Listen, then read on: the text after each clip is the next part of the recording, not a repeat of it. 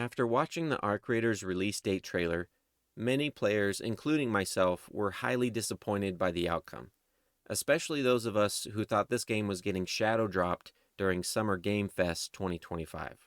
Since then, we all know how things turned out.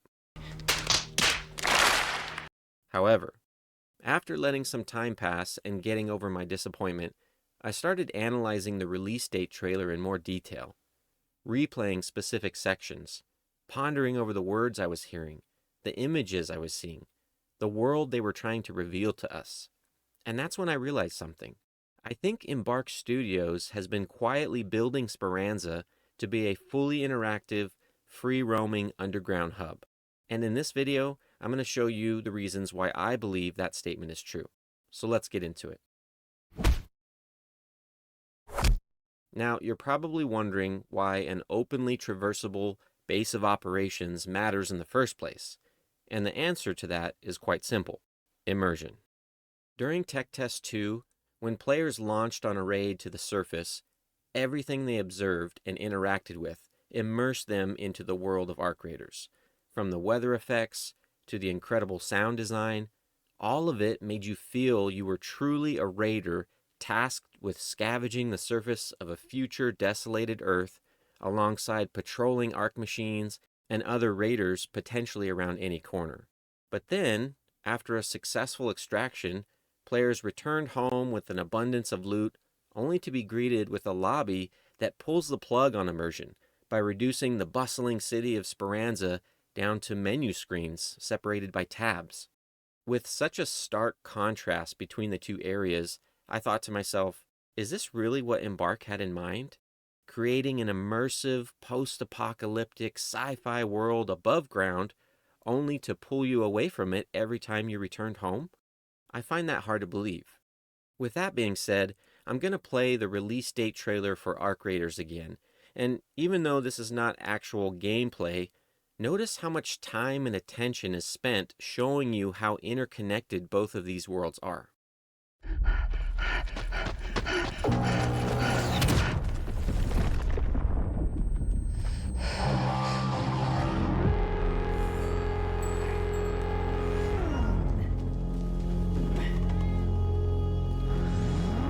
Breathe.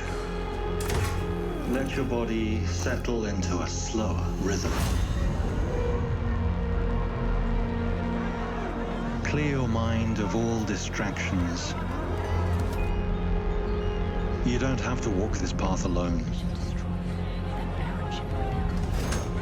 Surround yourself with resourceful friends.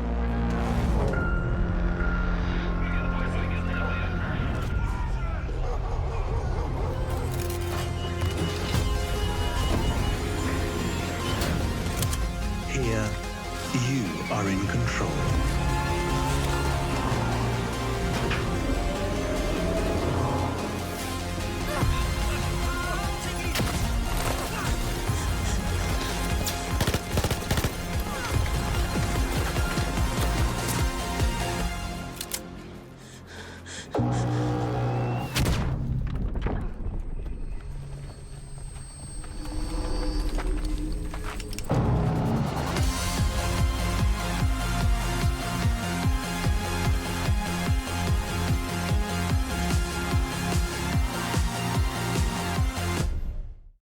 Now, believe it or not, the activities that took place in Speranza made up 40% of that trailer.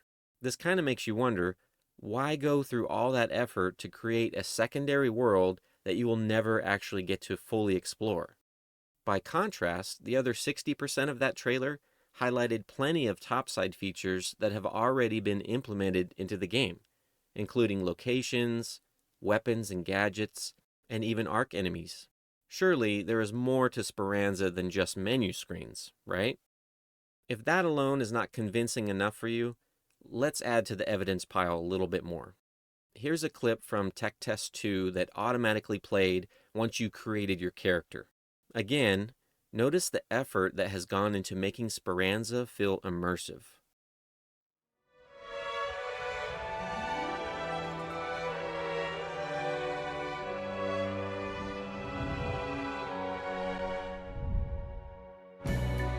A bed down here in Speranza sure beats sleeping outside, but it's getting pretty crowded.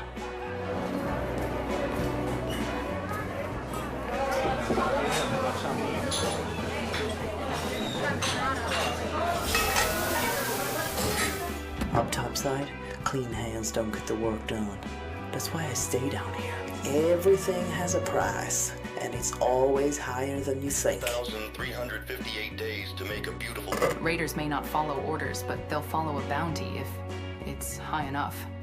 I wouldn't worry about other raiders that much. I would worry about Ark. Something's going on. A lot of people down here in Speranza rely on raiders. I don't like it, but if you want to go back up, you catch a ride with the tubes on level 4. They'll take you all the way to Bird City.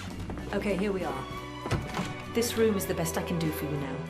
It's a dump, I know, but you'll learn to love it, I'm sure. Come see me when you're settled in.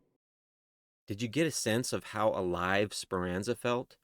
Even though this is just cinematics, there were plenty of people carrying on with various tasks, visiting traders, getting a bite to eat before making a run topside. There was even an arcade. A lot of work has gone into painting a picture of such an engaging underground city.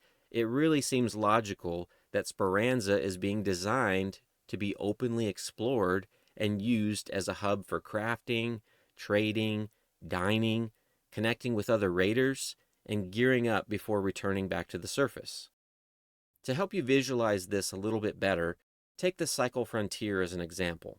Its main hub was called Prospect Station, a free-roaming, fully explorable base of operations, complete with living quarters, traders, shops, and a place to upgrade your gear or even connect with other players before heading to a planet. If you ask me, I'd say the developers at Embark have taken inspiration from games similar to the Cycle Frontier, expanded on the idea, and are making Speranza to be something truly immersive. So, what do you think up to this point? Will the city of Speranza be a fully explorable, free-roaming bastion of resistance? Or will it remain a series of menu screens? Let me know in the comments below. I want to know your thoughts. And for those of you who are still watching, I have a few more pieces of evidence that just might be the proof you're looking for.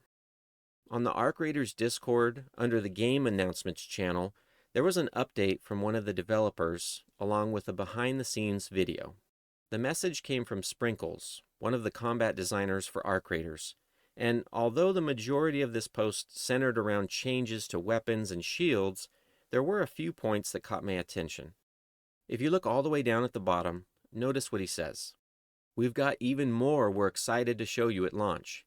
New tools, new toys, new experiences. We're planning content that will hopefully meet your expectations and give you even more to build and bring along on your missions to the surface. In my opinion, this paragraph directly ties into the short clip that was attached to this update. In the video, you see Sparkles casually walk up to a table with several items on it. Then he turns on a radio we haven't seen before, so it's a new toy. Then he collects fireball burners and some air fresheners, both of which already exist in the game, and crafts a new tool called a flame spark.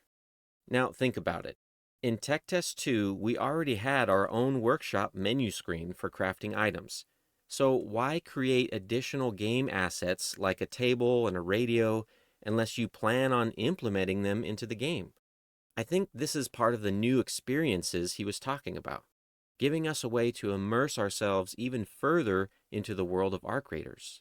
Now, even after all this quote-unquote evidence, does this mean I'm 100% certain that we are getting a free-roaming Speranza at launch? Well, it would be foolish on my part to say yes, but I do have high hopes based on what we've seen so far.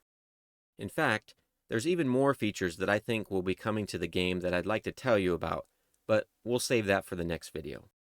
Well, I really hope you enjoyed this discussion. Thanks everyone so much for watching, and I'll see you in the next one.